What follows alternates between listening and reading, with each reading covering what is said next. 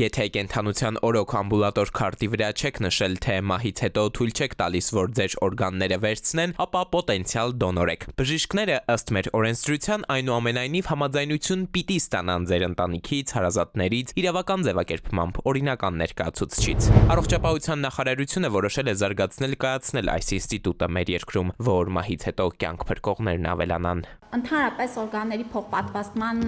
կայացման առումով մենք պիտի 3 հիմնասյուներ ունենանք։ Առաջինը իրավական կարգավորումներն են, եւ երկրորդը դրա իրականացման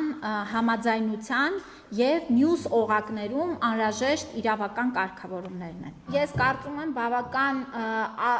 այսպես զարգացած բանի մոտեցում է եղել, որը Հայաստանը որդեգրել է, որովհետև փորձնել ցույց է տալիս, որ այն երկրներում, որտեղ որ այս մոդելն է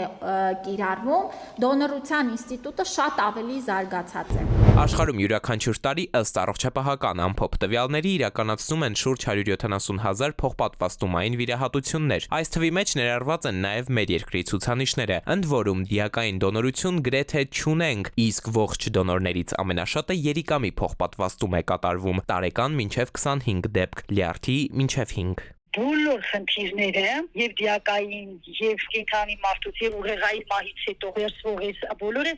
շատ կապված են բարձր մակարդակի վերահսկողություն ունեցող սաներկի վերահսկողության ունեցող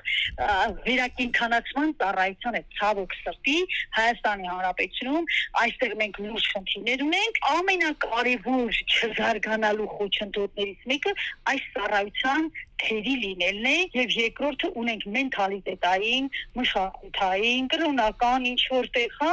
խնդիրներ օրգան տալու մշակույթը զարգացած չէ։ Հետմահու դոնորության ինստիտուտի կայացման համար ըստ ոլորտի փորձագետի նախ մեզ անհրաժեշտ է ստեղծել անկախ կառույց, որը ամբողջ համակարգը կվերահսկի, թե չէ Վարդանյանը պնդում է փոխպատվաստումների սև շուկան նրա ձևակերպմամբ ամբողջ հմայքով կարմատավորվի մեր երկրում։ Իսպանական հաջողված փորձն է օրինակ բերում, որը մեզ մոտ գործող նույն լռելիային համաձայնության սկզբունքով է առաջնորդվում։ Պետական հոգացության խնդիր կա։ Այսինքն ինչքանով պետական ֆինանսավորում լինելու այս դեպքերում։ Այսօրվա ռեսուրսներով չի կարելի ասել, որ անհնար է, բայց մեծ դժվարությունների առաջ են կանգնելու։ Իդեպ թե երբ համակարգի զարգացման քայլերը գործնական կլինեն, դեռ հստակեցում չկա։ Առողջապահական գերատեսչությունը ժամկետներ առայժմ չի նշել։